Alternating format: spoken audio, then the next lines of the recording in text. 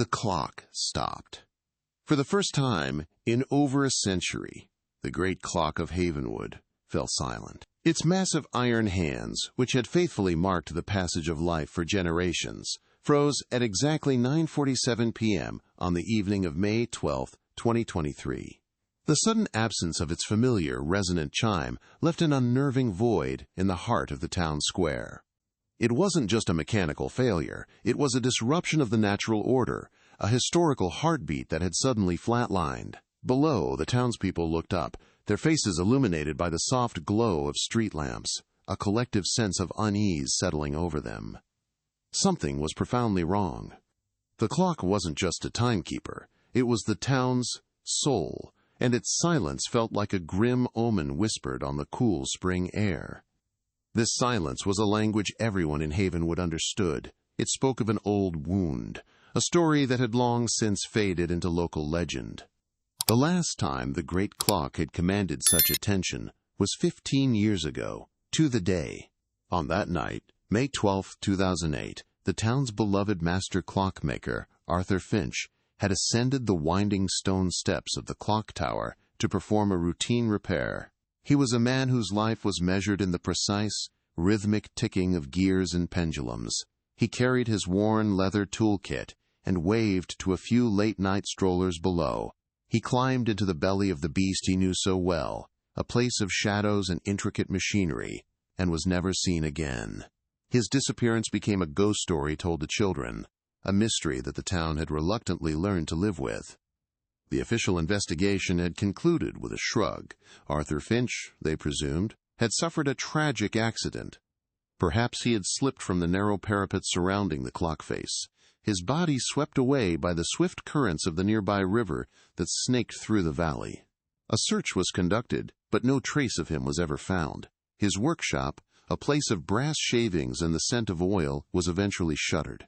His partner, Marcus Thorne, expressed his profound grief before methodically absorbing their shared business and transforming it into a lucrative empire of luxury timepieces. The case grew cold, buried under 15 years of new town business, new seasons, and new sorrows. Arthur Finch became a memory, a name etched onto a small memorial plaque near the tower's base. But now the clock's sudden halt felt like a deliberate act, a message sent across the chasm of time. The coincidence was too perfect, too chilling to be ignored. It stopped on the exact 15th anniversary of his disappearance, frozen at the very minute he was last seen alive. It was as if Arthur's spirit, trapped within the complex labyrinth of cogs and wheels he had so lovingly maintained, had finally found a way to speak. The silence wasn't an absence of sound. It was a scream, a carefully timed, mechanical cry for help that echoed through the quiet streets of Havenwood, demanding that the town look back, forcing them to remember the man they had lost and the questions that were never truly answered. The past was no longer buried, it was ticking again. The next morning, a young municipal technician named Leo was dispatched to diagnose the problem. He was barely a teenager when Arthur Finch vanished, knowing him only through the hushed, reverent stories his grandfather used to tell. As he unlocked the ancient oak door at the base of the tower, a gust of stale, dusty air greeted him. The climb up the narrow spiral staircase felt like an ascent into a forgotten tomb. Sunlight struggled to pierce the grimy lancet windows, casting long, eerie shadows that danced like specters on the stone walls. Reaching the clockwork room, he was met with an overwhelming stillness. The great pendulum hung motionless. The labyrinthine assembly of gears, levers, and springs was frozen solid, a mechanical giant in a state of suspended animation. Leo began his inspection methodically, his flashlight beam cutting through the gloom. He checked the mainspring, the escapement, the winding mechanism, all seemed intact. He followed the intricate power train, tracing the path of motion from one gear to the next, searching for the obstruction. Then he saw it. Wedged deep within a critical juncture of the primary gear assembly was something that didn't belong. It was a small brass gear, no larger than a silver dollar, its teeth jammed against the larger wheels, preventing their rotation. Its color was slightly off, its finish less weathered than the surrounding components. It was an anomaly, an intruder In a perfectly balanced system, this single foreign object had been enough to bring the entire colossal machine to a dead stop. Carefully, using a pair of long-nosed pliers, Leo extracted the rogue piece.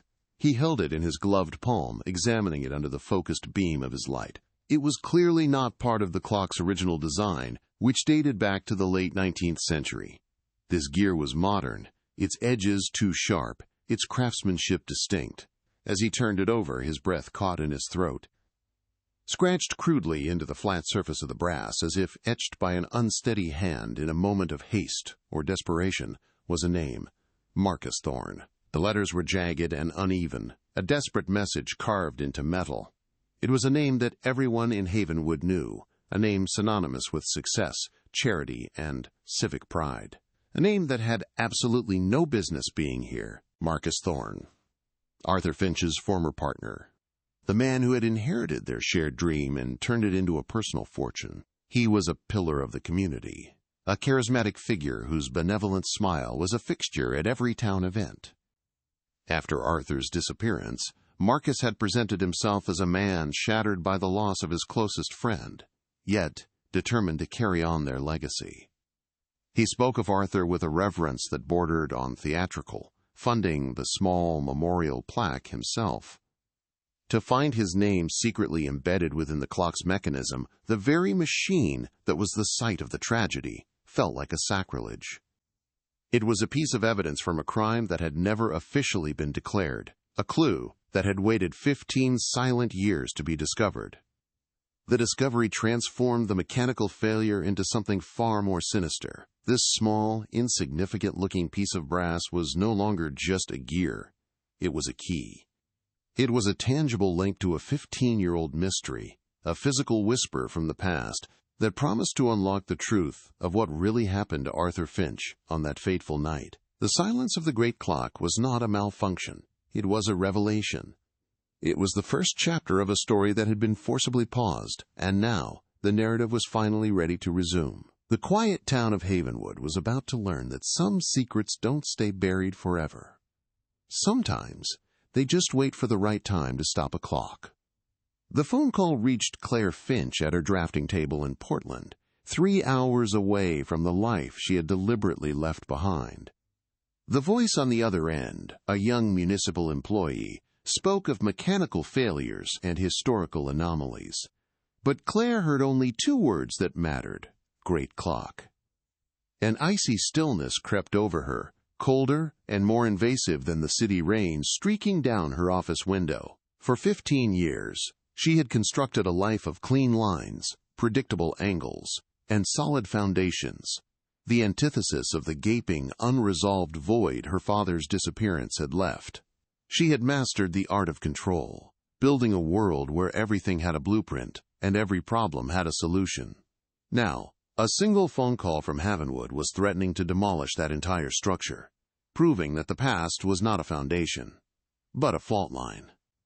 The drive back was a reluctant pilgrimage through a landscape of ghosts. Every familiar curve in the road, every cluster of towering pines, pulled her deeper into a past she had fought so hard to contain. Havenwood wasn't just a place, it was a museum of her grief, with every storefront and street corner holding a memory of her father. She remembered his warm laugh echoing across the town square, the scent of machine oil that clung to his clothes, the way he would point up at the great clock and call it the town's heartbeat. As she drove, the silence of that stopped clock felt personal, a direct affront to his memory. She had accepted his absence as a tragic, random act of fate. But this felt different. This felt intentional, a carefully orchestrated echo of that terrible night. At the base of the silent tower, the young technician, Leo, was waiting. He looked nervous, holding a small evidence bag with an almost reverential caution. He led her into a small, sterile office in the town hall, the air thick with the smell of old paper and disinfectant. He placed the bag on the table between them. Inside, nestled in the clear plastic, was a small brass gear. It looked so insignificant, so out of place. Claire felt her breath catch. With trembling fingers, she accepted Leo's offer of nitrile gloves and carefully tipped the object into her palm. It was heavier than she expected, its cold, dense weight a tangible piece of the mystery. It wasn't just metal, it was an anchor, threatening to pull her down into the dark waters of the past she had barely managed to escape. Then she saw the name, and the world tilted on its axis. Scratched into the brass surface, the letters jagged and desperate, was a name that had been woven into the fabric of her entire life. Marcus Thorne. Her father's partner. Her honorary uncle. The man who had delivered a tearful eulogy at the memorial service, and then quietly, methodically, built an empire on the ashes of their shared workshop. A wave of nausea washed over her. The name didn't belong here, wedged in the heart of her father's clock, a silent witness in a 15-year-old crime scene. It was a violation, a sacrilege that twisted her grief into something sharp and unfamiliar. It felt like betrayal, a cold, hard piece of evidence that suggested the monster in her story wasn't a random accident, but a man she had known and trusted. A tremor started in her hand, the gear vibrating against her palm, as if it were alive. 15 years of carefully constructed peace shattered into a million pieces. The official story, a slip, a fall, a tragic loss to the river, had been a bitter pill, but one she had eventually swallowed. It was a narrative that allowed for mourning, for eventual acceptance. This gear, however, offered no such comfort. It was a declaration of war against that narrative. It screamed foul play. It whispered of secrets and lies. The cold, hard fact of it sitting in her hand was undeniable, a physical rebuttal to a decade and a half of unresolved sorrow. The carefully managed grief she had carried for so long was suddenly eclipsed by a raw, searing anger that burned away the fog of time. Her voice was a strained whisper when she finally spoke. The architect, in her demanding data to process the emotional chaos. "Where, exactly?" she asked Leo, her eyes still locked on the name.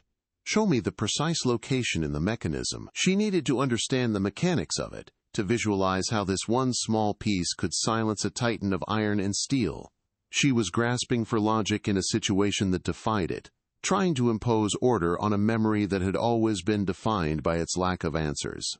She listened intently as he described the primary gear assembly, her mind creating a three-dimensional model of the clock's inner workings.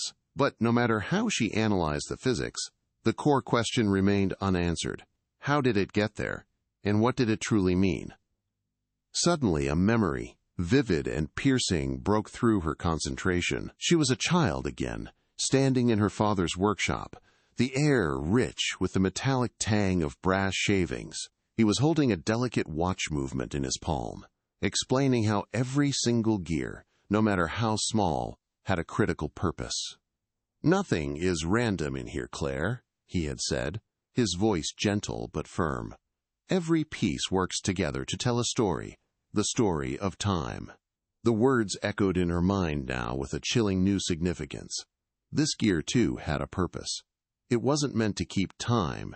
It was meant to stop it. It was a message from her father, a final, desperate attempt to tell a story that someone had tried to silence forever. Holding the gear, a profound internal shift occurred. The weight of her grief, a passive burden she had carried for half her adult life, began to crystallize into something else entirely. It became sharp, focused, and unyielding. This was no longer just a relic of a tragedy. It was the first thread of a story that had been deliberately unraveled. For years, she had been the daughter of a man who disappeared. Now she felt a new identity taking hold. The daughter of a man who needed to be found. The implicit promise of this small metal object was terrifying and electrifying. It promised answers, but it also promised a confrontation with a truth that might be more painful than the mystery itself. She looked up from the gear, her focus shifting from the past to the immediate future. The resigned sadness that had clouded her eyes for so long was gone, replaced by a glint of steel. The silence of the great clock was no longer a symbol of loss. It was a starting gun. It was a summons to a fight she never knew she was supposed to have. She wasn't just an architect mourning a father anymore. She was an investigator. And this gear was her first piece of evidence in a case that had just been reopened, not by the police, but by the very machine her father had dedicated his life to. The town's heartbeat had stopped to give her a clue, and she had no choice but to follow it.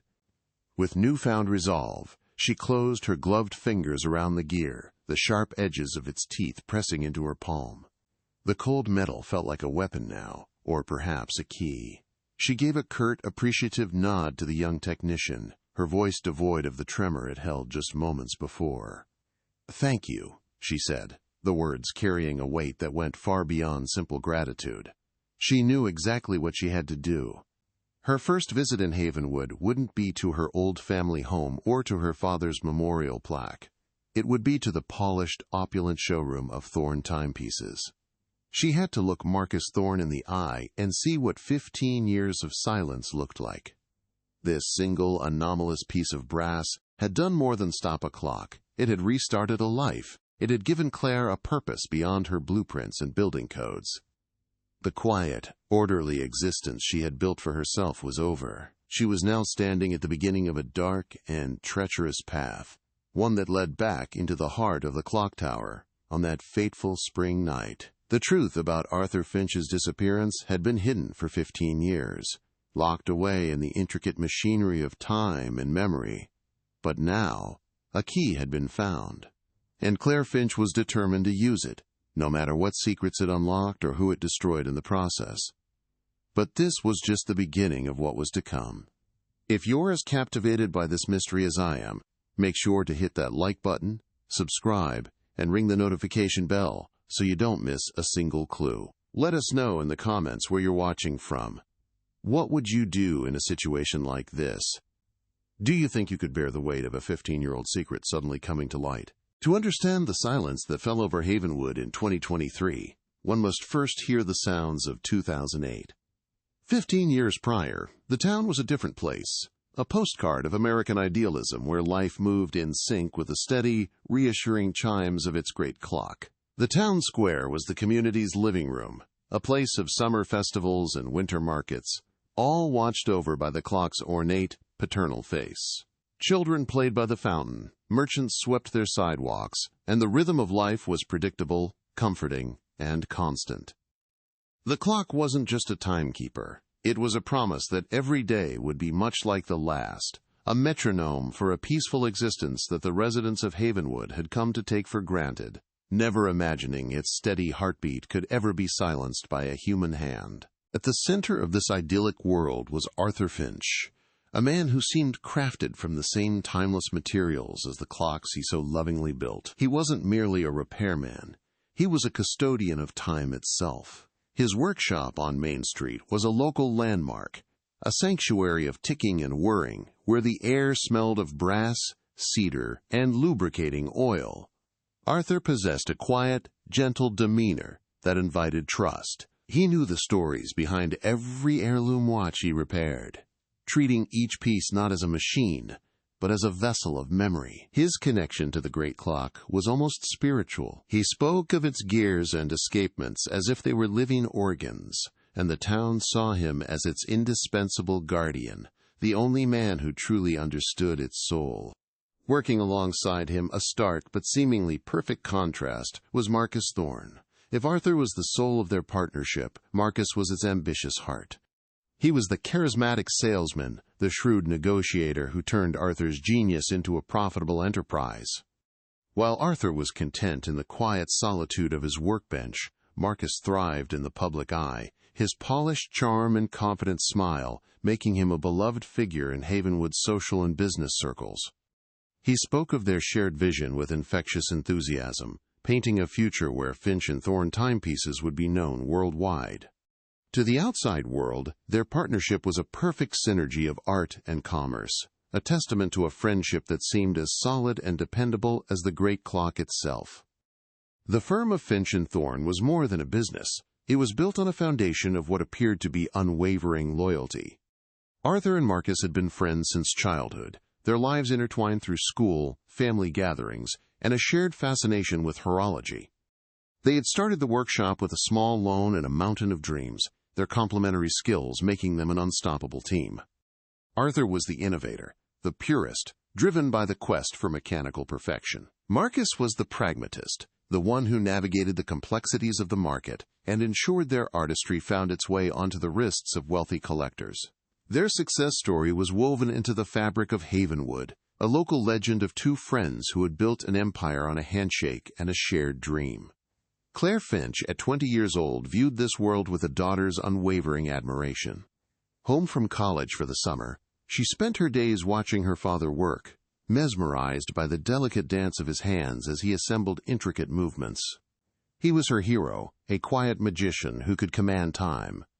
Uncle Marcus, as she had always called him, was a fixture in her life, the boisterous, charming figure who brought expensive gifts and filled their home with laughter. He and her father were inseparable, their bond a source of stability and security in her life.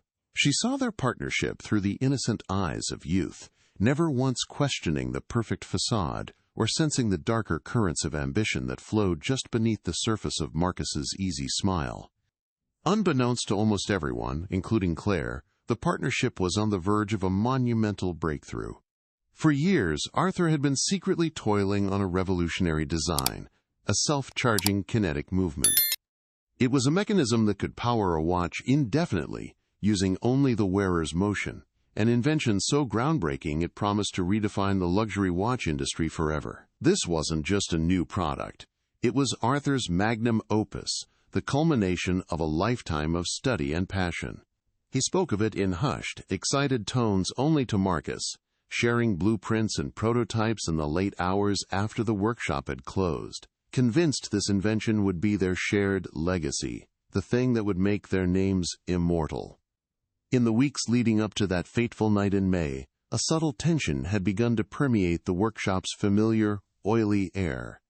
Arthur grew more reclusive, consumed by the final, delicate calibrations of his prototype. He was protective, almost paranoid about his designs. Marcus, on the other hand, became more agitated and restless. He was frequently on the phone, speaking in low, urgent tones about patents, NDAs, and massive capital investments from anonymous foreign partners. He pushed Arthur to finalize the blueprints, arguing that they couldn't risk a competitor beating them to the punch. The quiet harmony of their workshop was slowly being replaced by the dissonant hum of high-stakes pressure and looming deadlines, a tension that was pulling their lifelong friendship taut. On the evening of May 12, 2008, the call came in, a minor routine issue with the great clock's timing regulator. For Arthur, it was a welcome distraction, a chance to clear his head by visiting his old mechanical friend. He gathered his worn leather toolkit, waved a casual goodbye to Marcus, who was poring over legal documents at his desk, and stepped out into the cool spring air. The town square was quiet, bathed in the soft golden light of the street lamps. The great clock's chimes echoed across the empty plaza, a familiar, comforting sound marking the 9:30 hour. No one who saw him that night could have known they were witnessing the final moments of a man walking toward a destiny meticulously engineered, not by fate, but by greed. The official investigation in 2008 was led by a man as methodical and steady as the clock itself, Detective Frank Miller. A veteran of the Havenwood Police Department, Miller had a reputation for seeing patterns others missed, for finding the dissonant note in an otherwise harmonious story. From the very beginning, the Arthur Finch case felt wrong to him. Marcus Thorne's narrative of a tragic slip and fall was almost too perfect, a neat and tidy explanation that left no room for questions. But Miller was a man who lived in the questions. The absence of a body was a glaring anomaly. The river had been searched for miles, but it never gave up its dead. Miller suspected foul play, a gut feeling he could never substantiate with evidence. He interviewed Marcus Thorne 3 times, and each time, Marcus's grief seemed polished, rehearsed, a performance rather than a genuine emotion. The case was officially closed, but for Frank Miller, it remained a cold, silent weight on his conscience. In the days and weeks following the disappearance, Marcus Thorne played the part of the bereaved partner with masterful precision. He was a pillar of strength for the community, his face etched with a convincing portrait of sorrow.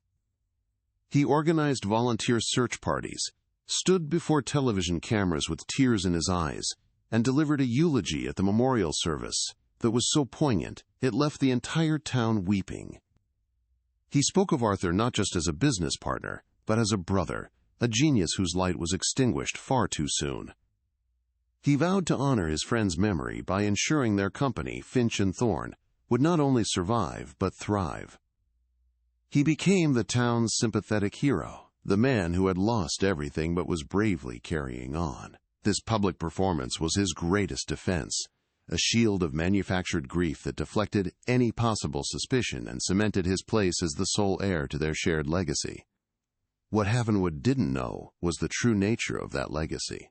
Arthur's revolutionary self-charging kinetic movement was not merely an improvement on existing technology. It was the horological equivalent of a holy grail. It was an invention that would render batteries and manual winding obsolete, a mechanism that promised perpetual motion on a miniature scale. Its potential value was astronomical, easily reaching into the tens of millions of dollars upon its patent and sale. Marcus, with his keen business acumen, understood this far better than the more artistically minded Arthur. He had already been in clandestine negotiations with a major Swiss watch conglomerate, a corporate behemoth known for its ruthless acquisition tactics. They weren't just interested in the technology, they wanted to own it, bury it in patents, and control the market for the next century. The price they offered was a king's ransom, but it came with one non-negotiable condition: absolute, undisputed ownership. In his final weeks, Arthur Finch had become a man haunted by his own creation. The joy of invention had been slowly replaced by a gnawing sense of unease. He started keeping a private journal, a place to document the subtle shifts he observed in his partner's behavior.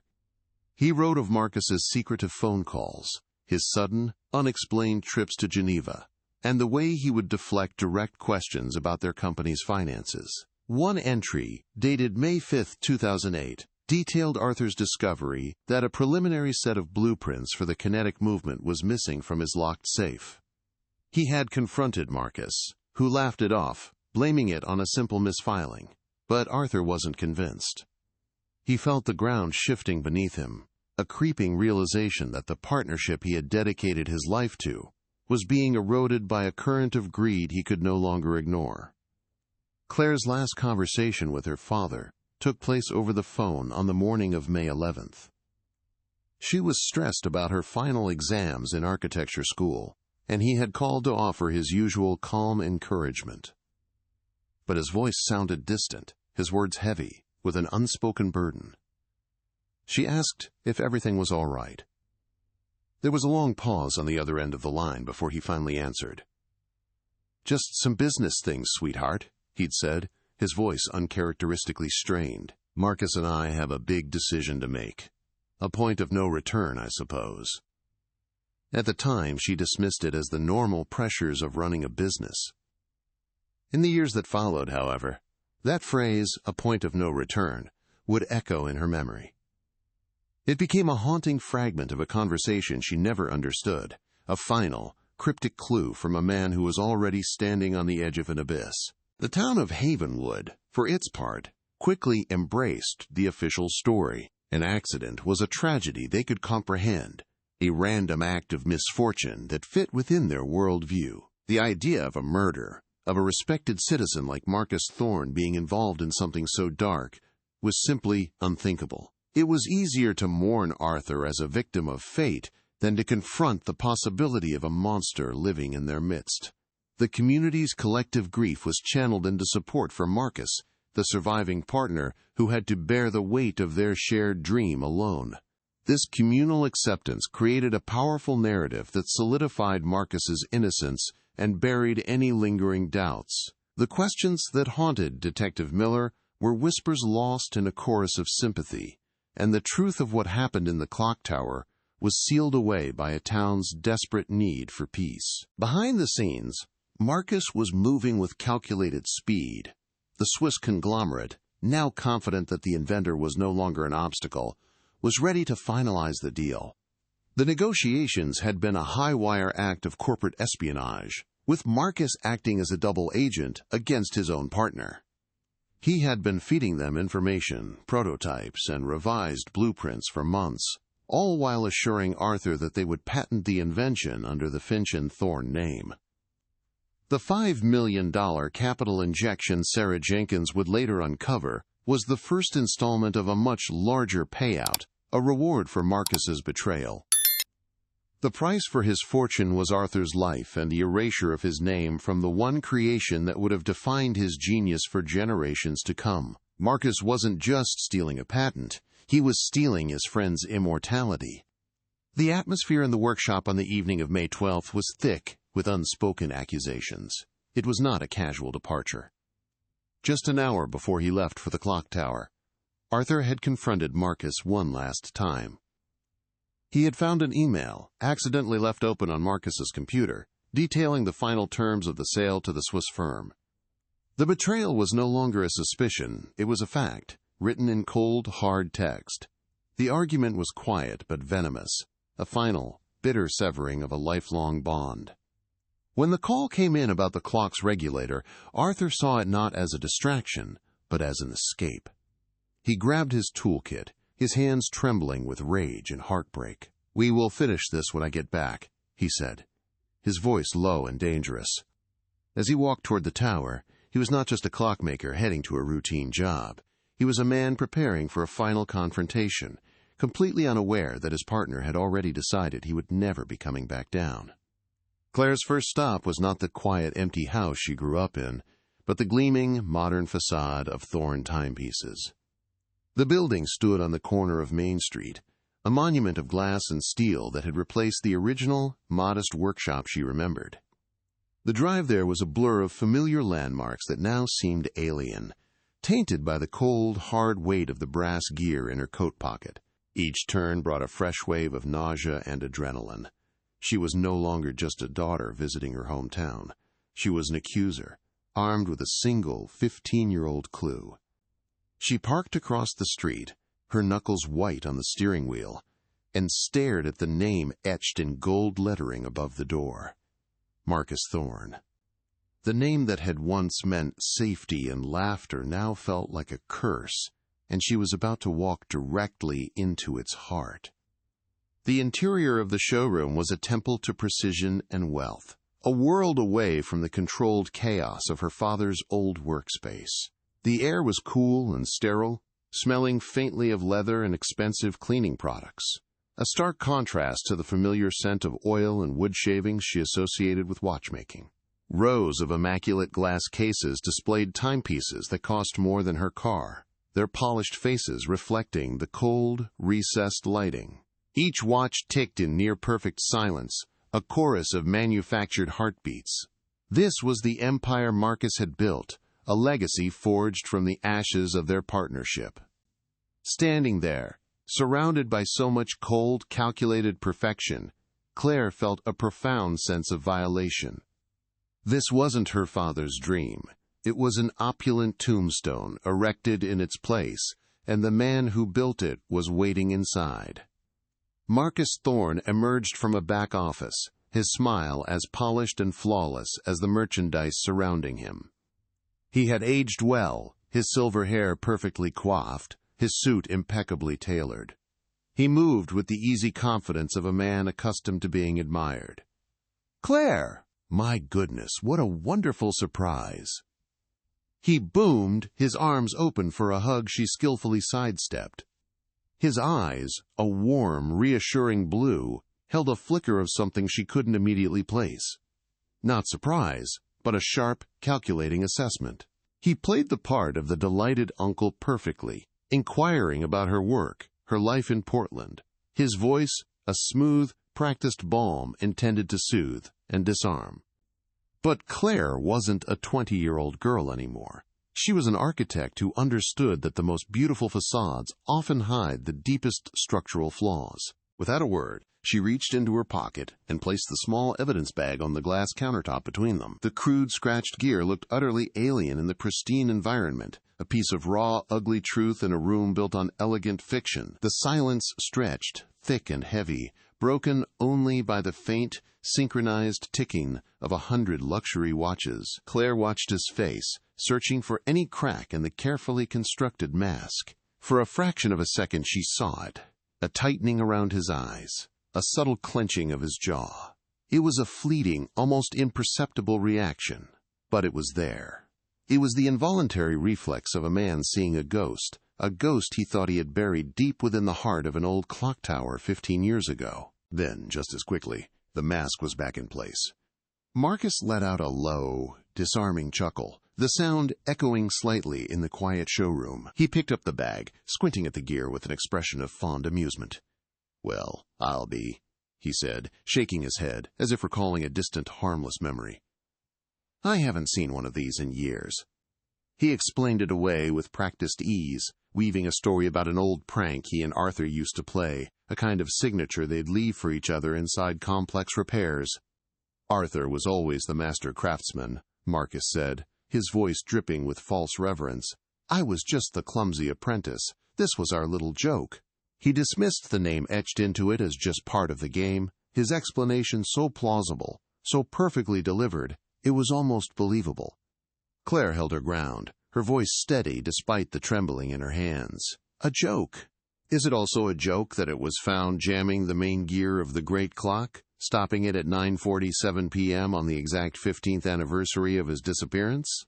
The question hung in the air, sharp and accusatory.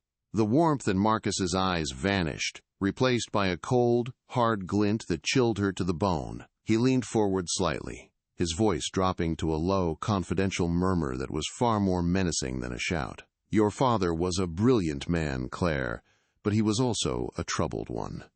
Some things are best left in the past," he said, his gaze unwavering, "for everyone's sake." The words were a clear, undisguised threat, a warning to stop digging before she uncovered something that would bury her too. She walked out of the showroom without another word, the veiled threat echoing in her ears. The cool spring air felt like a slap in the face after the suffocating atmosphere inside. His denial hadn't brought her confusion, it had brought her absolute certainty. The story was too polished, the threat too immediate. He wasn't a grieving friend protecting a painful memory, he was a cornered animal protecting a lie. The confrontation had failed to produce a confession, but it had succeeded in confirming her deepest fears. Marcus was not just hiding something. He was actively guarding a secret he was willing to threaten her over. The small brass gear was no longer just a clue, it was the first stone she had thrown, and the ripples were already beginning to spread, disturbing the dark, still waters of the past. Back in her car, her heart hammered against her ribs.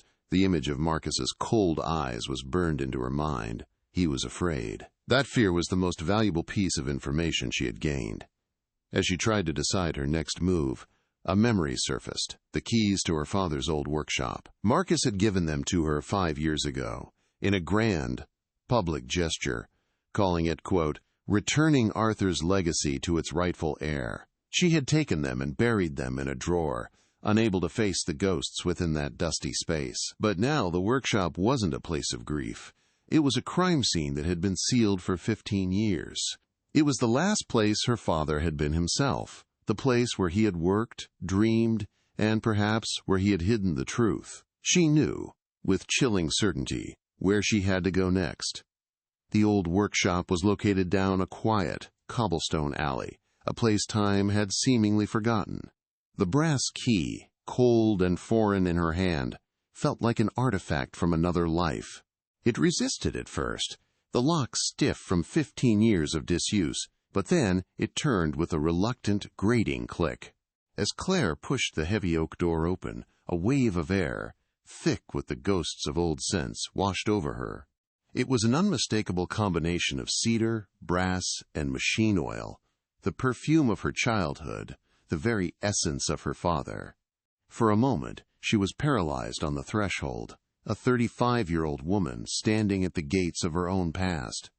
The silence inside was profound, a stark contrast to the constant, gentle ticking and whirring that had once been the workshop's heartbeat. Taking a deep, shaky breath, she stepped across the threshold, the door groaning shut behind her like the closing of a tomb.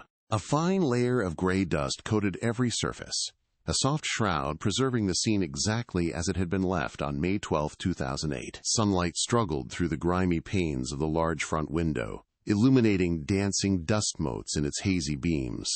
On the main workbench, a delicate silver watch lay partially disassembled, its tiny gears and springs exposed as if awaiting a master's touch that would never come.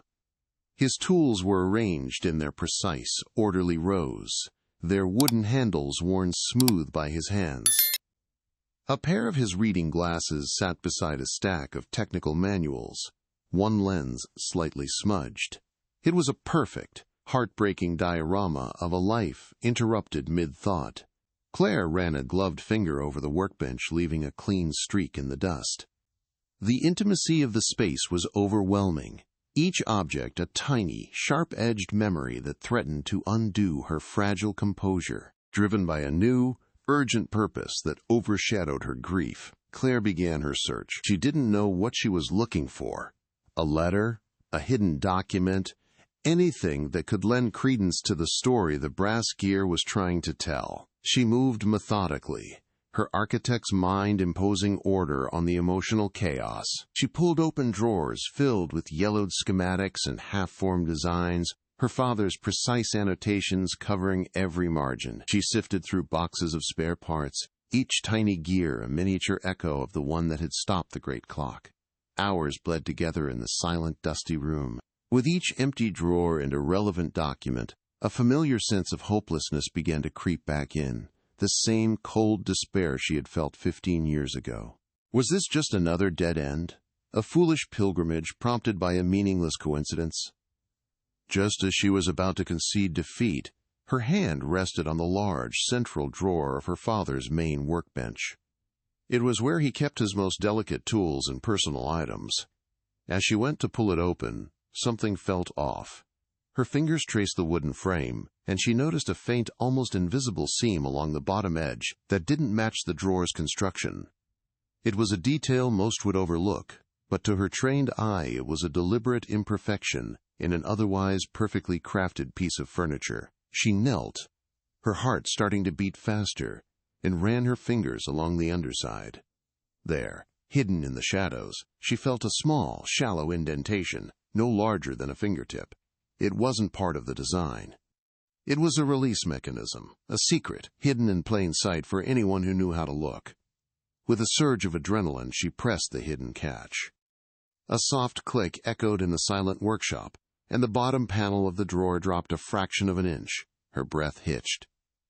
Using her fingernails, she carefully pried the panel loose, revealing a shallow, hidden compartment. It was a space no more than an inch deep, meticulously lined with dark green felt, and nestled inside, perfectly preserved, was a single object, a small, leather-bound journal. It was his, she knew instantly. It was the type he always carried, a place for his private thoughts and most ambitious designs. This wasn't just a discovery, it was a message, a carefully concealed piece of his soul left behind for someone to find. For 15 years it had waited here, a silent testament to a truth he couldn't speak aloud, protected by a secret only a craftsman's daughter might uncover. Her hands trembled as she lifted the journal from its hiding place.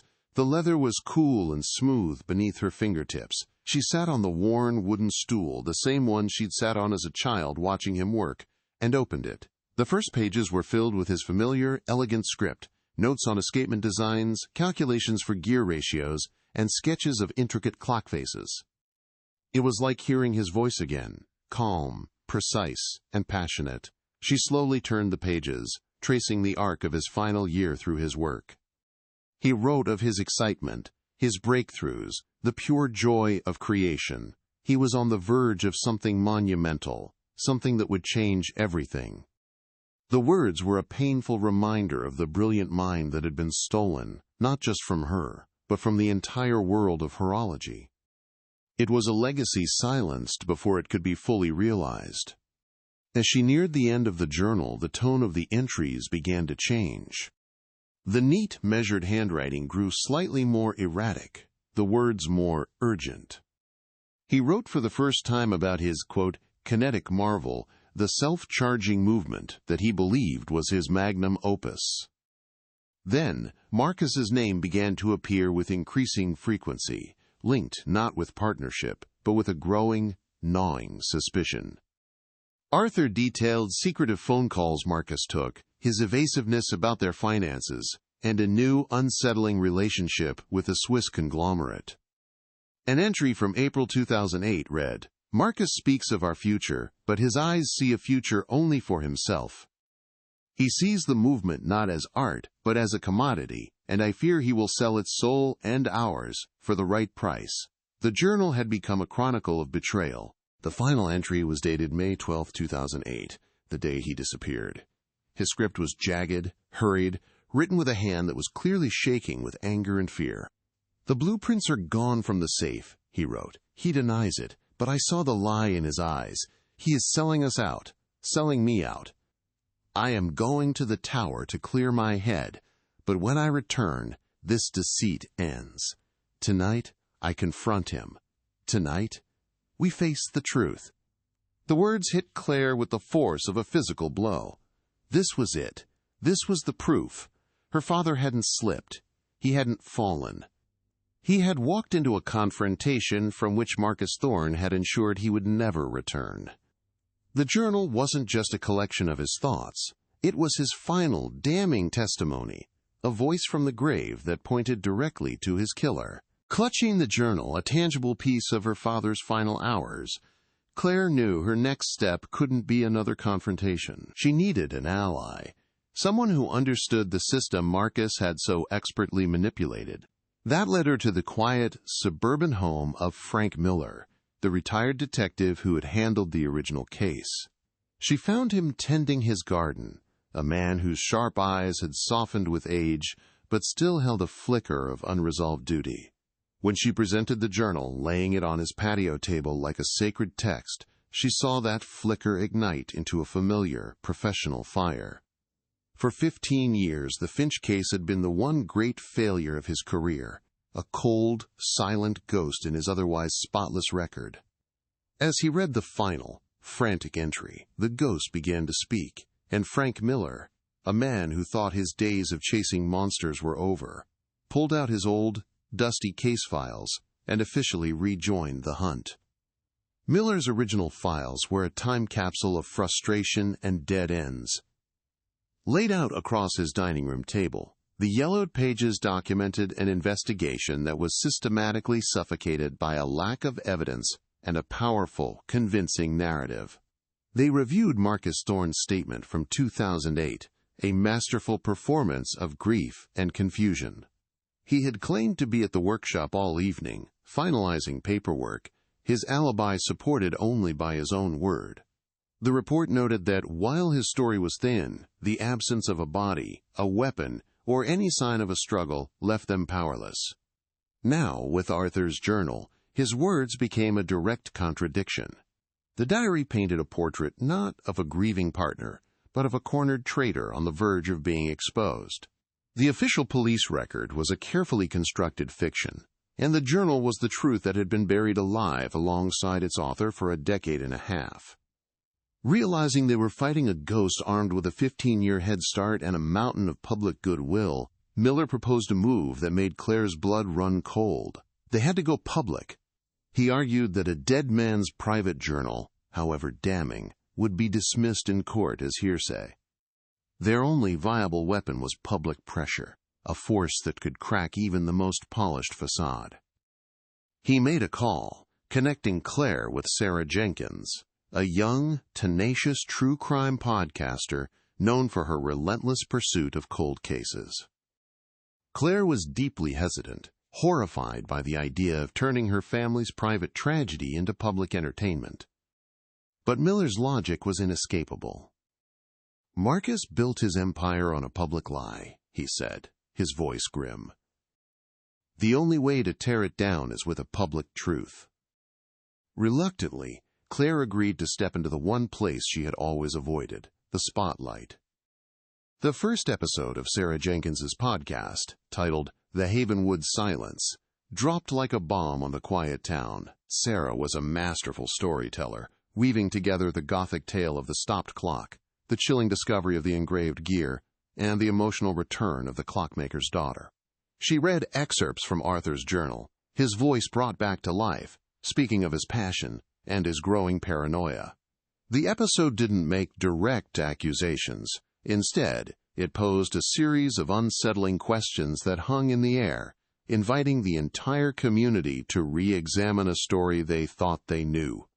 The podcast went viral locally overnight. Suddenly, Arthur Finch wasn't just a sad memory or a name on a plaque. He was the center of a gripping mystery, and the carefully constructed silence that had protected Marcus Thorne for 15 years was irrevocably shattered by a storm of clicks, shares, and whispered speculation. The digital noise produced a tangible result faster than any of them had anticipated. An email landed in Sarah's inbox from an elderly man named George Remy, the former janitor at the Havenwood Town Hall. His conscience, he wrote, had been a heavy burden for 15 years. On the night of May 12, 2008, long after Arthur had ascended the tower, George had been doing his final rounds. He saw Marcus Thorne, a man who swore he never left the workshop, hurrying out of a rarely used side exit of the clock tower. He told Sarah that Marcus looked panicked, his face pale in the moonlight, and he was struggling with a large, heavy canvas tool bag that seemed to be weighted down with something far heavier than tools.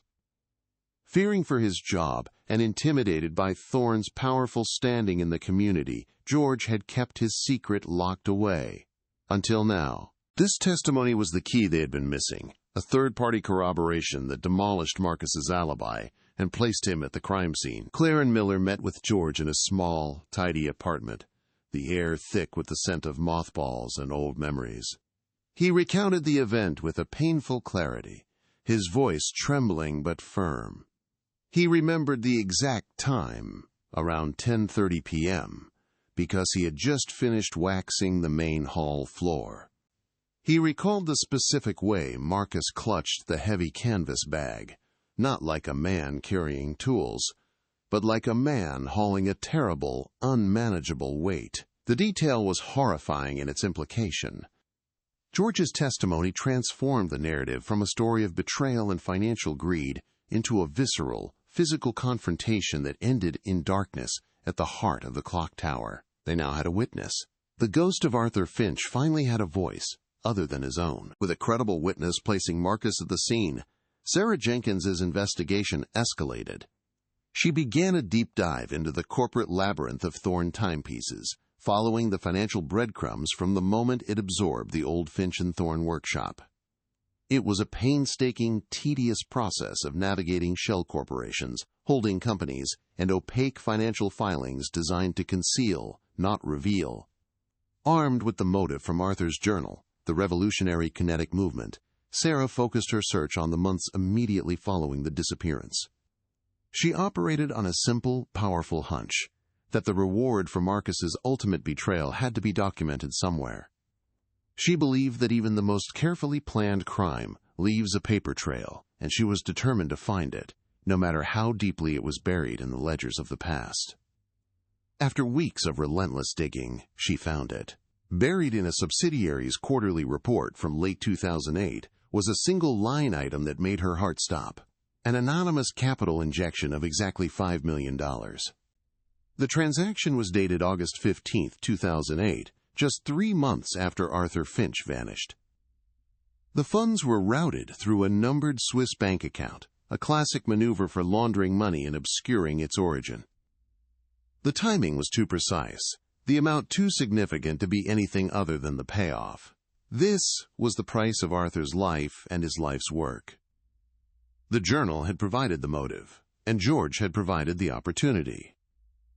Now Sarah had uncovered the financial proof, the cold, hard numbers that quantified Marcus Thorne's unimaginable treachery. The case had broken wide open, revealing a truth far darker and more complex than a simple crime of passion. The Swiss account was the final thread that unraveled the entire conspiracy. Sarah used her international journalistic contacts to trace the account's ownership, and the name that came back was a corporate titan, Vacheron Dubois, a powerful Swiss luxury watch conglomerate with a ruthless reputation for absorbing competitors and acquiring groundbreaking patents by any means necessary. The connection was immediate and undeniable.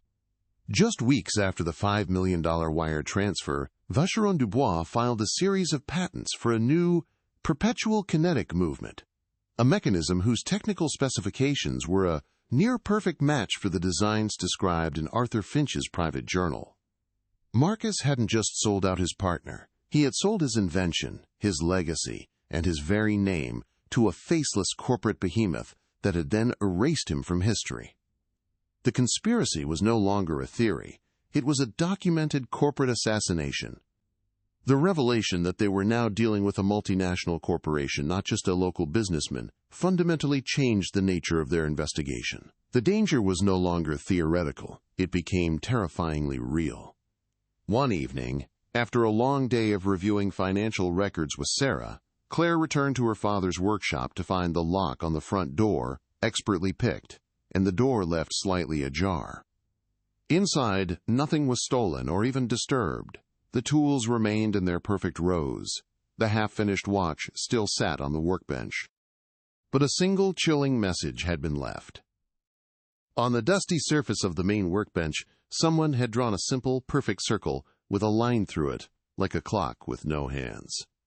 It was a silent, unambiguous threat. Stop. Time's up. They were being watched, and their opponents were no longer just trying to hide.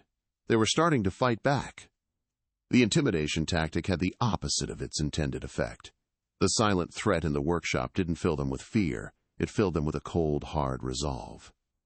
Claire, Miller, and Sarah were no longer just piecing together a historical crime.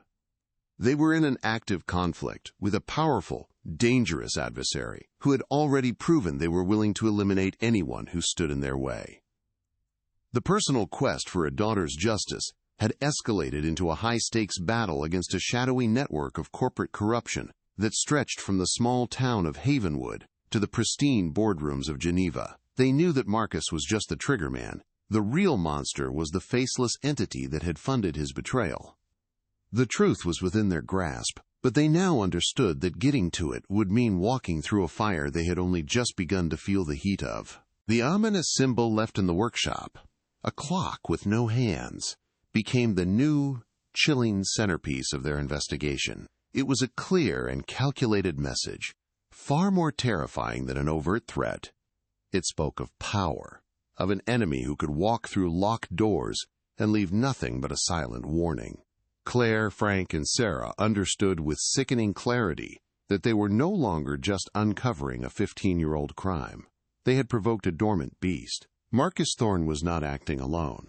The invisible hand of Vacheron Dubois, the Swiss conglomerate that had bought Arthur's genius, was now reaching across the ocean.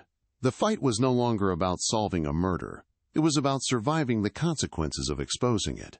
And the handless clock was a promise that their time was running out. Frank Miller, leveraging the last vestiges of his professional authority, took their growing mountain of evidence to the Havenwood Police Department, demanding they officially reopen the case.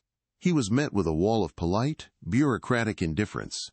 The current chief of police, a man who had risen through the ranks on a wave of civic projects funded by Marcus Thorne's generous donations, reviewed the file with a dismissive air. He brushed off Arthur's journal as the inadmissible ramblings of a troubled man, and discredited George Remy's testimony as the fading memory of a senior citizen.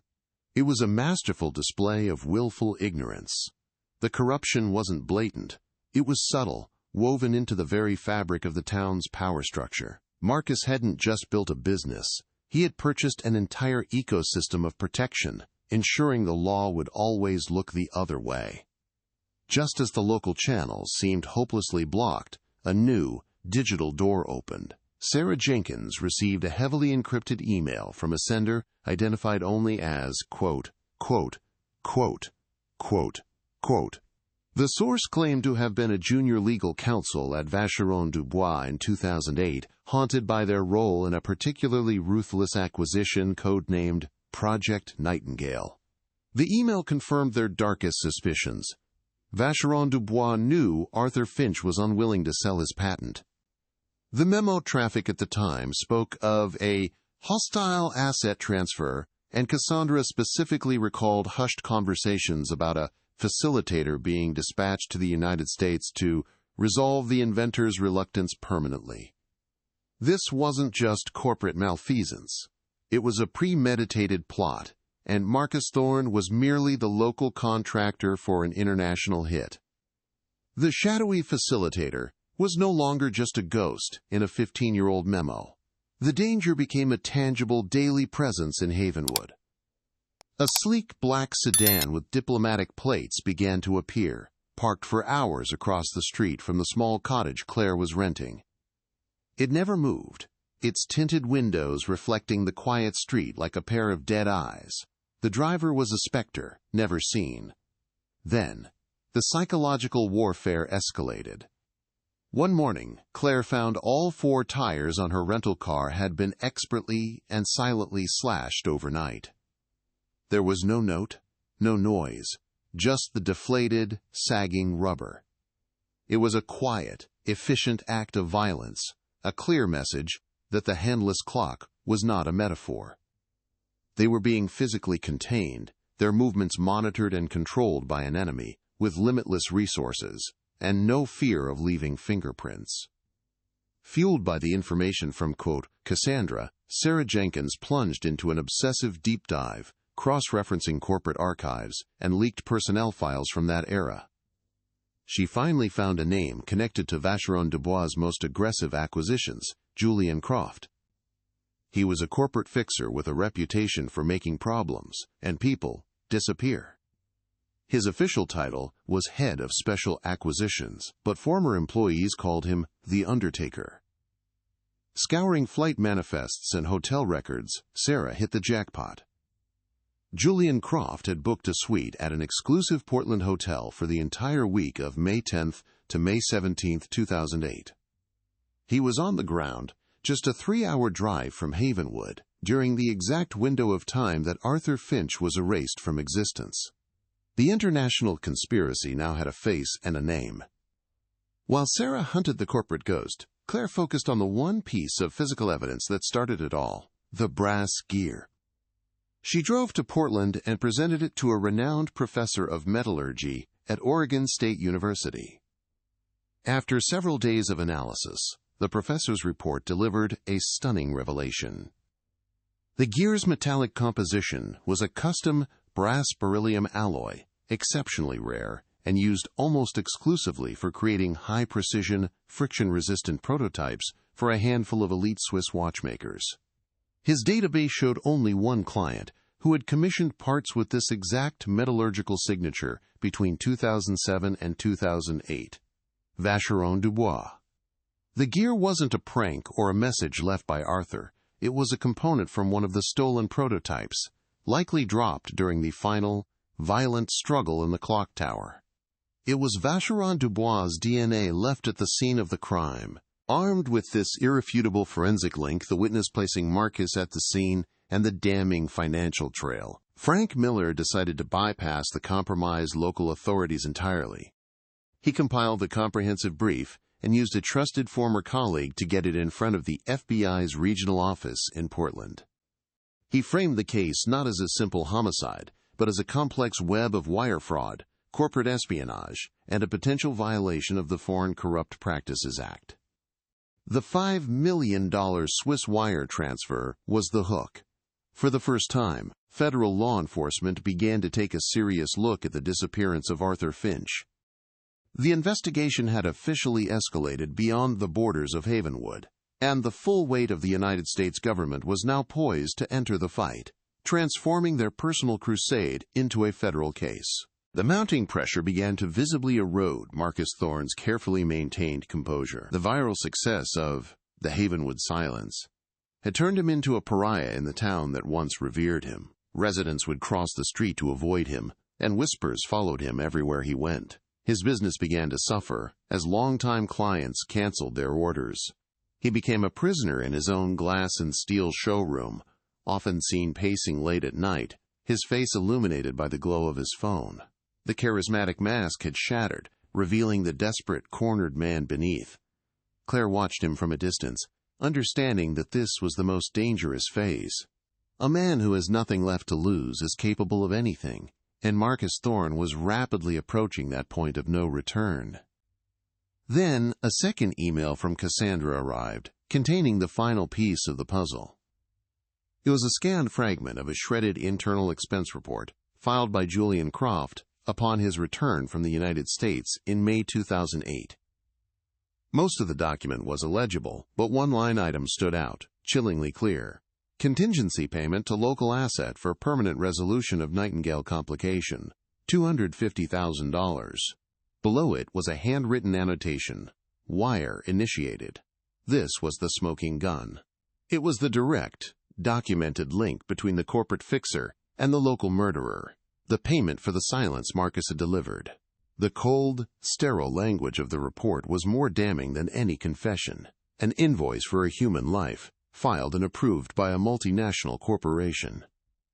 The enemy's response was swift and brutal, a coordinated, multi-front assault designed to cripple their investigation. Sarah's podcast servers were targeted by a massive denial-of-service attack, erasing crucial research files she hadn't backed up offline. The same night, Frank Miller walked out to his car to find both the front and back windshields smashed to pieces.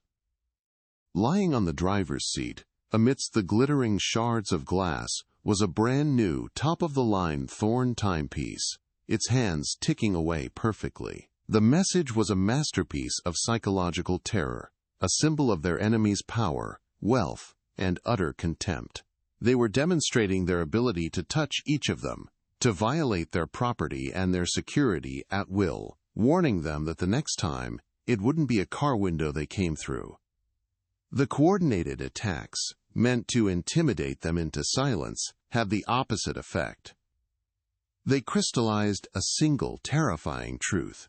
Waiting for the slow, methodical gears of federal justice was a luxury they no longer had. Their evidence was being digitally and physically targeted, and their personal safety was deteriorating by the hour. In a tense, late-night meeting in Frank Miller's now-violated garage, Claire laid out a desperate, high-stakes gambit. They had all the pieces: Arthur's journal, the witness, the metallurgical report, the financial records, and the corporate memo. Their only remaining move was to go public with everything, all at once. They would leak the entire, explosive story to a national news organization, creating a media firestorm so vast and immediate that neither Marcus Thorne nor Vacheron Dubois could possibly hope to control or escape it. It was no longer an investigation, it was a declaration of war. The leak was not a trickle, it was a digital flash flood. In a single coordinated move, the entire cache of evidence, excerpts from Arthur's journal, Sarah's financial analysis, the metallurgical report, and George Remy's sworn affidavit, was released to a national news syndicate. Within an hour, the Havenwood silence was the top trending story in the country. The narrative exploded across screens, from cable news tickers to social media feeds. The quiet tragedy of a small-town clockmaker transformed into a sprawling epic of corporate greed and murder. In Havenwood, phones buzzed in unison, the collective chime a digital alarm bell that shattered 15 years of willful ignorance. The story, once a local ghost tale, was now a national obsession, its harsh, interrogating light flooding every dark corner of the town, leaving no shadow for the guilty to hide within. The silence was over, replaced by a roar of public outrage that could no longer be ignored or controlled. From the sterile confines of his showroom, Marcus Thorne watched his life dissolve in high definition. His polished, benevolent face, once a symbol of civic pride, was now plastered across every news channel, framed by headlines that screamed conspiracy and murder. The empire he had built on a foundation of lies was crumbling in real time, the synchronized ticking of his luxury watches now sounding like a countdown to his own oblivion. A primal panic, cold and suffocating, seized him. He saw the ghosts of his past marching toward him, led by the determined face of Arthur Finch's daughter. In a final desperate act of self-preservation, he grabbed a handful of cash, a passport, and the keys to his car. His only thought was to run, to escape the prison of glass and steel he had built for himself before its walls came crashing down around him, a foolish, panicked flight from a truth that had finally learned how to move faster than him. For Claire, the media firestorm was a disorienting mix of vindication and terror. Seeing her father's kind, gentle face on the national news, his story finally being told, brought a wave of raw, gut-wrenching emotion she had suppressed for years. It was a public acknowledgement of a private pain she had carried in solitude. Yet, with every triumphant headline, a cold dread coiled in her stomach. The handless clock drawn in the dust of the workshop was a constant, chilling presence in her mind. She knew that the public exposure had not vanquished the monster. It had merely cornered him. A cornered animal is the most dangerous kind, and she understood with terrifying clarity that Marcus Thorne, stripped of his reputation, his wealth, and his future, was now a man with absolutely nothing left to lose, making him more unpredictable and lethal than ever before. The national outcry was the final lever that moved the immovable gears of federal justice. Spurred into action by the undeniable media pressure and Frank Miller's meticulously compiled brief, the FBI descended upon Havenwood. The arrival of their sleek black SUVs was a jarring intrusion into the town's quaint postcard reality. Agents in dark suits and tactical vests moved with a quiet, unnerving efficiency, their presence a stark public rebuke of the compromised local police force. The town square, usually a place of quiet commerce and lazy afternoons, was transformed into a federal staging ground. The power dynamics of Havenwood had been irrevocably upended. The protective shield Marcus Thorne had so carefully constructed over 15 years, woven from donations, influence, and feigned friendships, was torn apart in a matter of hours by an authority he could neither buy nor intimidate. The raid on the Thorne Timepieces showroom was a precise, almost surgical operation. Agents breached the glass doors, their movements a stark contrast to the elegant stillness of the luxury watches displayed within. But Marcus was gone. The showroom was empty, a hollow monument to a fallen king. The back office showed clear signs of a frantic, panicked departure. A state-of-the-art computer tower lay on the floor, its hard drive physically shattered. A half-packed leather briefcase sat open on his desk, spilling out foreign currency and a set of forged identity documents. He had been preparing an escape route for years, a contingency plan for the day his past finally caught up to him. The hunt for Marcus Thorne was no longer a matter of investigation. It had become a federal manhunt, a desperate race against time to catch a killer before he could vanish forever. As news of Marcus's escape spread, a chilling, intuitive certainty took hold of Claire. He wouldn't be at an airport or a border crossing, not yet. His rational mind was gone, replaced by the panicked, primal instincts of a trapped man. She knew, with a certainty that defied logic, that he would be drawn back to the origin of his sin, to the one place that held the physical proof of his crime. It was an irrational pilgrimage, a final, desperate attempt to confront or perhaps even destroy the source of his undoing. He had gone back to the clock tower. The very structure that had been his silent accomplice for 15 years was now calling to him. A stone and iron tomb that held the beginning and the end of his story. Frank Miller's frantic calls went straight to her voicemail as she sped toward the town square, pulled by an instinct that told her this had to end where it all began. The town square was an eerie tableau bathed in the flashing red and blue lights of police cruisers. Yellow tape cordoned off the entire area, a flimsy barrier against the weight of history that was about to collapse. Claire slipped under the tape, her heart a frantic drum against her ribs. Above her, the great clock loomed, its massive hands now sweeping in their steady, rhythmic arc, each tick a hammer blow marking the final seconds of a 15-year lie. The air was cold and electric with anticipation. She felt a magnetic pull toward the ancient oak door at the tower's base, a sense of grim inevitability guiding her steps.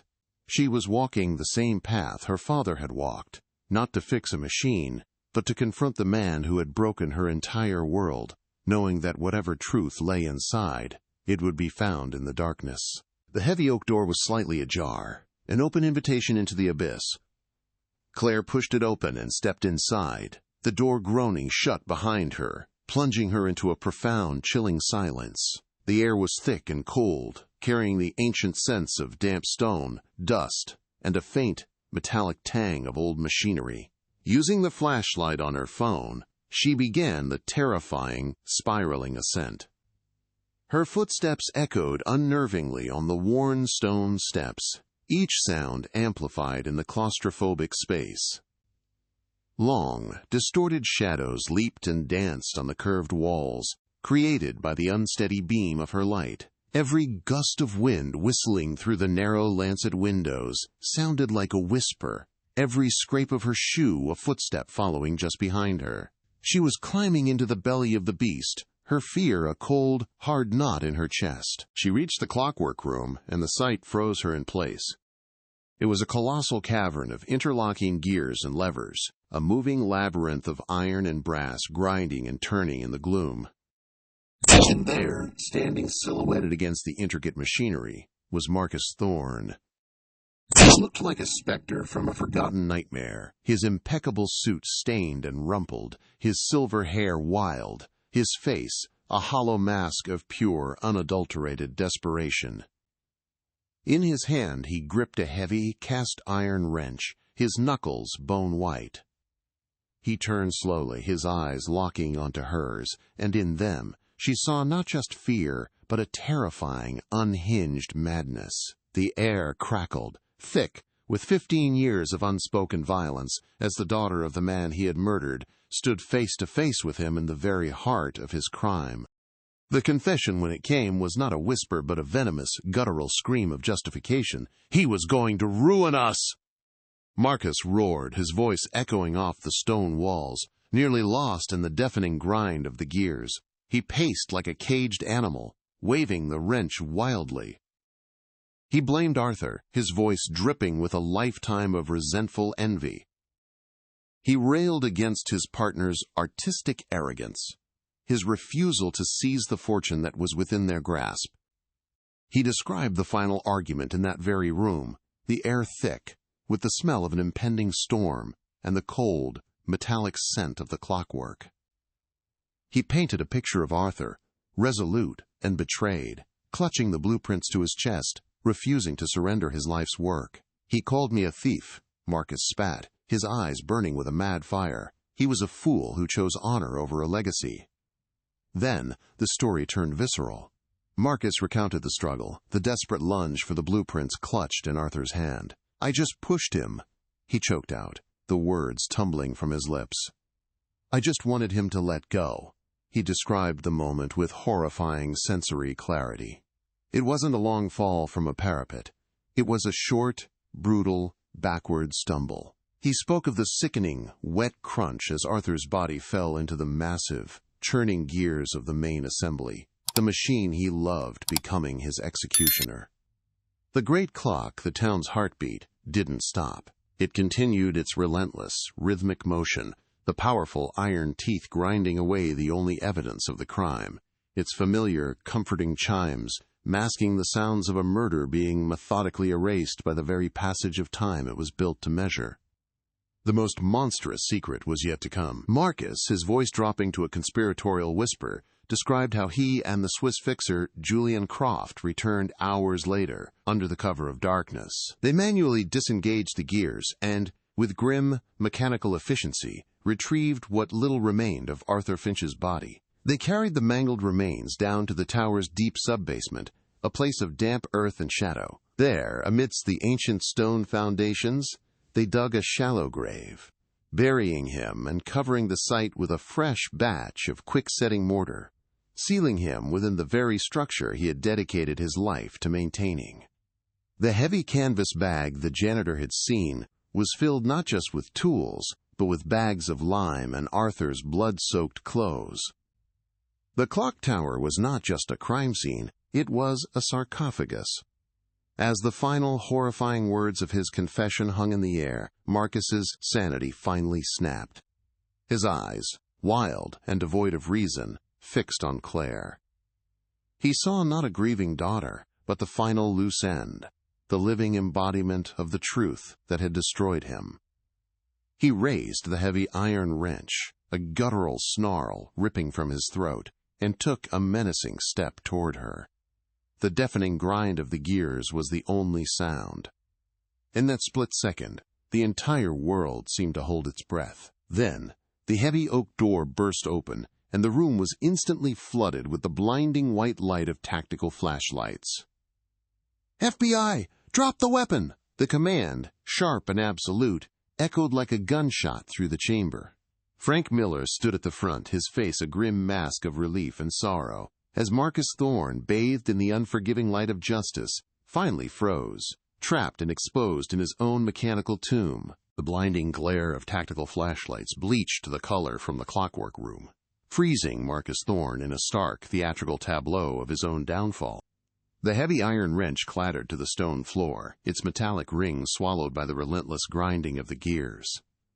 For a moment, the only movement was the slow, inexorable sweep of the clock's massive levers and the trembling of Marcus's hands, now raised in surrender.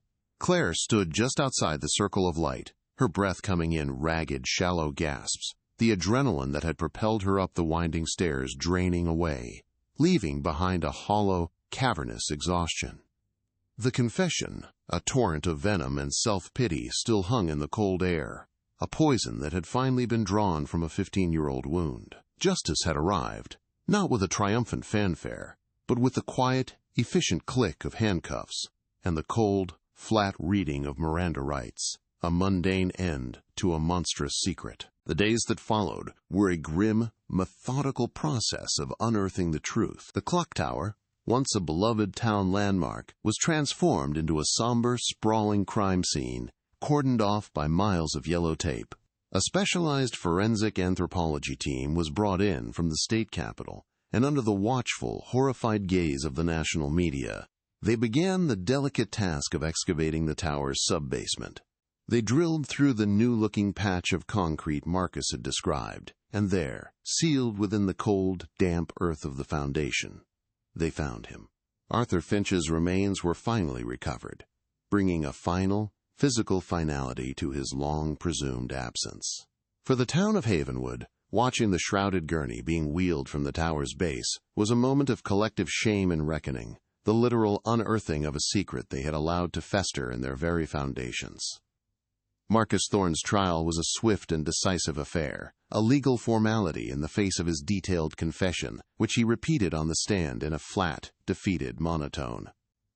Stripped of his tailored suits and charismatic facade, he was a diminished figure, a hollowed-out man haunted by the ghost of his own envy. The prosecution methodically laid out the entire conspiracy, from the stolen blueprints and the $5 million wire transfer to the final, brutal confrontation amidst the clock's machinery. He was found guilty of first-degree murder and conspiracy, his sentence a lifetime in prison without the possibility of parole. The verdict was a quiet, somber moment in the courtroom.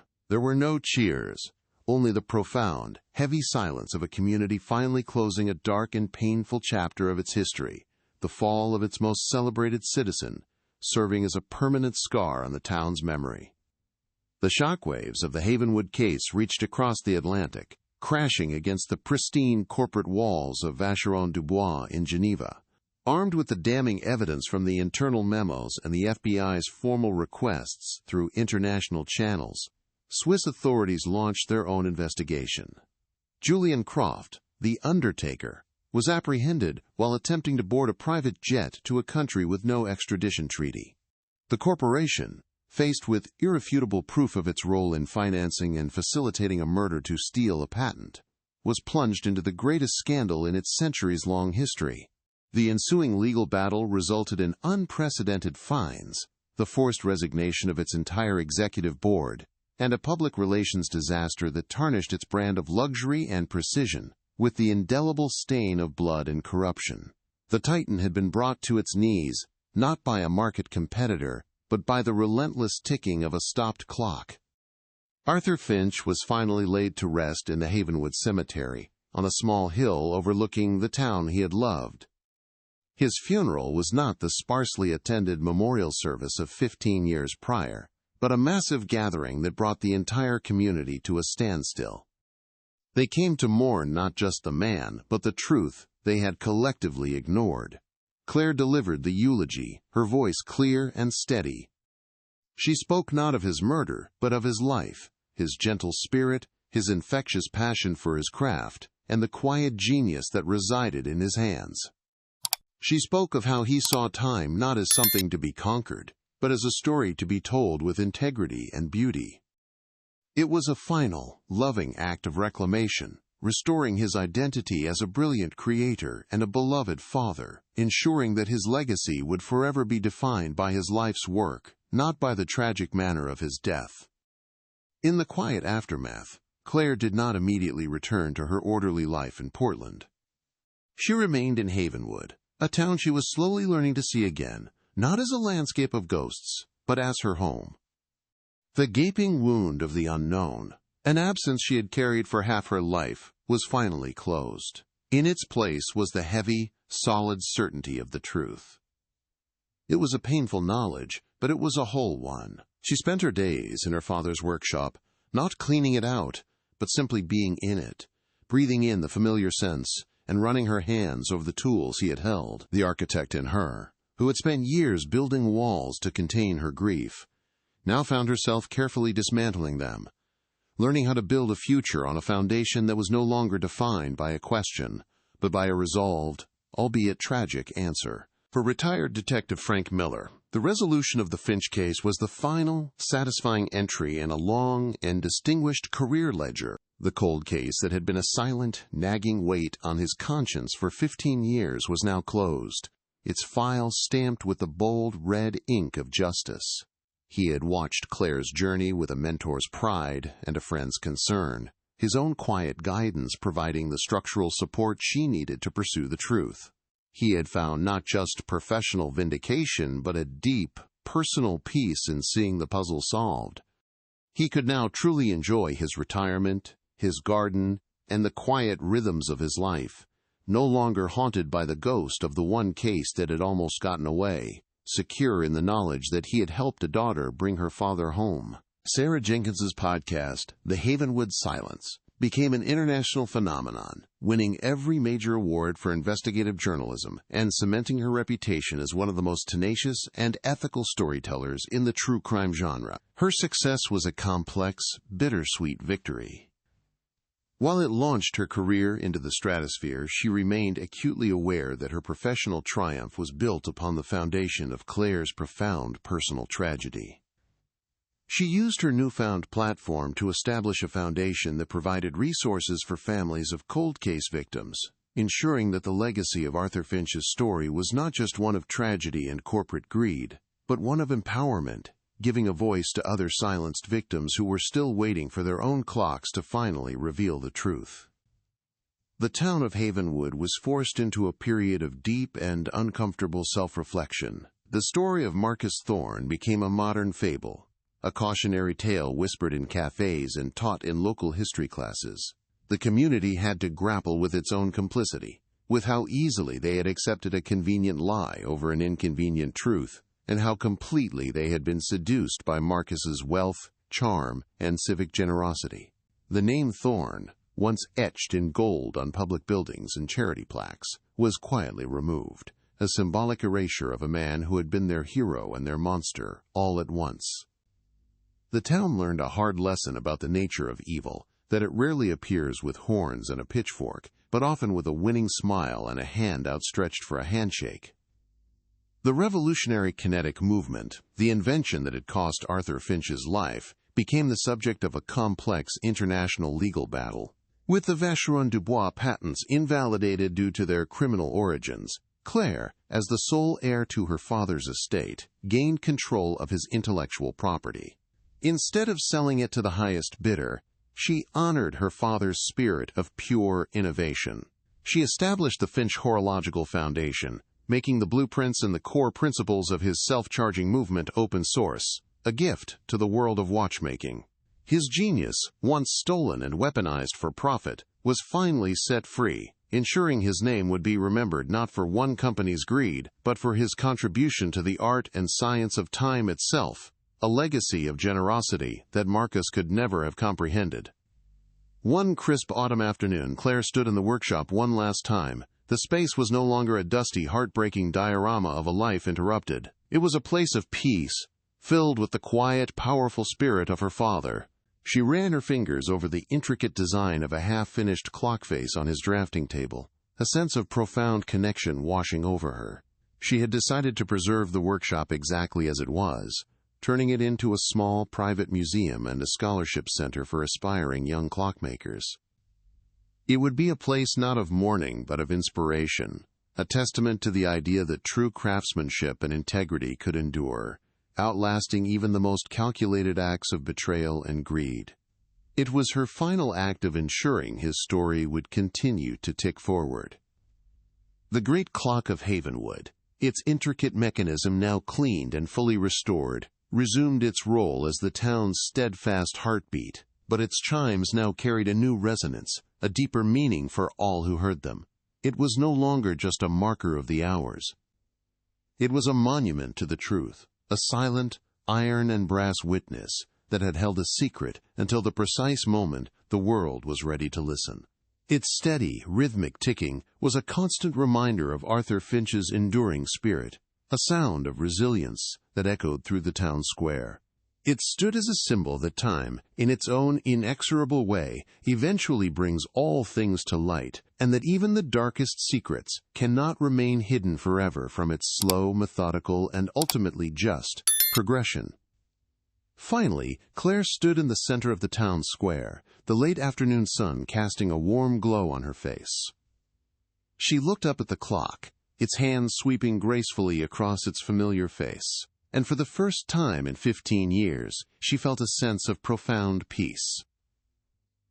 The crushing weight of the unknown had been lifted, replaced by the quiet strength that comes from facing the truth, no matter how monstrous. The silence that had haunted her for so long was gone, filled now by the comforting, rhythmic chime of the clock, her father's clock. The pain of her loss remained, a scar she would always carry, but it no longer defined her. She had not only solved his murder, but she had also reclaimed his legacy and, in the process, found her own way back to the light. In the quiet that followed the storm of revelations, Havenwood began to find a new rhythm. The great clock, once a symbol of a buried secret, now stood as a monument to unveiled truth. Its steady, resonant chimes no longer felt like a countdown to an unknown dread, but a reassuring measure of a present built on honesty, however painful that honesty had been to unearth. For Claire, the sound was a gentle, constant eulogy for her father, a mechanical heartbeat that echoed his enduring spirit across the town square. The silence she had carried within her for 15 long years, a hollow space filled with questions and unresolved grief, was finally gone. It was replaced by the profound, peaceful stillness that comes only after the last word of a long, terrible story has finally been spoken, allowing a new chapter, one of peace and remembrance, to finally begin. The legacy of Arthur Finch, once nearly erased by corporate greed, was now more powerful than ever. By making his revolutionary kinetic movement an open-source gift to the world, Claire ensured that his genius would never be owned, controlled, or weaponized for profit again. The Finch Horological Foundation became a beacon for young, aspiring watchmakers, a place where the purity of the craft was celebrated over its commercial potential. His name, once a footnote in a cold case file, was now etched into the annals of horological history as a martyr for innovation and integrity. His true legacy wasn't the millions his invention could have made, but the inspiration it provided, a testament to the idea that a creation born of passion belongs not to the highest bidder, but to the future of the art itself, a timeless contribution that Marcus Thorne, in his lust for wealth, could never have understood. The town of Havenwood was irrevocably changed, its idyllic, postcard facade stripped away to reveal the complex, flawed community beneath. The story of Marcus Thorne became a permanent part of its identity, a dark fable about the danger of willful ignorance and the seductive power of a well-crafted lie. The trust that had once been so freely given was now tempered with a hard-won caution. The residents had been forced to look into the mirror and confront their own complicity in allowing Marcus's myth to flourish for so long. The process was painful, a collective reckoning with a shared mistake, but it was also a cleansing. Havenwood emerged from the ordeal a more somber, more introspective, but ultimately more honest place. A town that had learned the hard way that a true community cannot be built on a foundation of secrets buried just beneath the surface. The ripple effects of the Havenwood case extended far beyond the town square, sending tremors through the entire luxury watch industry. The spectacular fall of Vacheron Dubois served as a stark public warning against the kind of ruthless corporate ethics that had led to Arthur Finch's murder. The scandal prompted a wave of internal investigations and a new push for transparency and accountability across the sector. Journalists and regulators began scrutinizing other aggressive patent acquisitions, re-examining old stories of inventors who had been mysteriously pushed out of their own companies. The small, anomalous brass gear found in the heart of an old clock had become a catalyst for a global conversation, proving that a single, undeniable piece of truth, no matter how small, could be powerful enough to challenge the foundations of a billion-dollar empire built on shadows and silence. In the end, the story was a tragedy not just for one man but for two. Arthur Finch lost his life, his work, and 15 years of justice. Marcus Thorne, in his desperate pursuit of a legacy he felt he could never earn on his own, lost something more profound: his humanity. He would spend the rest of his days in a concrete cell, a king deposed from his glass and steel throne, haunted not by the ticking of luxury watches, but by the echo of grinding gears and the memory of his own monstrous betrayal. His name, once a symbol of success in Havenwood, became a whispered curse, a permanent reminder of how quickly envy can curdle into greed, and how that greed, left unchecked, can lead a man to methodically dismantle the life of the one person he once called his brother, leaving nothing but ruin in his wake. Claire, Frank Miller, and Sarah Jenkins remained an unlikely but unbreakable team, their bond forged in the crucible of the investigation. Frank found a sense of purpose in his retirement that he never expected, becoming a consultant for a national cold case foundation and using his decades of experience to help other families find the answers he had helped Claire uncover. Sarah, propelled to journalistic stardom, chose to use her platform to focus on complex stories of corporate malfeasance, giving a voice to other victims of powerful, faceless entities. They were a testament to the power of collaboration, the daughter's love, the detective's conscience, and the journalist's tenacity coming together to form a force for justice that none of them could have been on their own. A perfect alignment of purpose that brought a 15-year-old ghost home.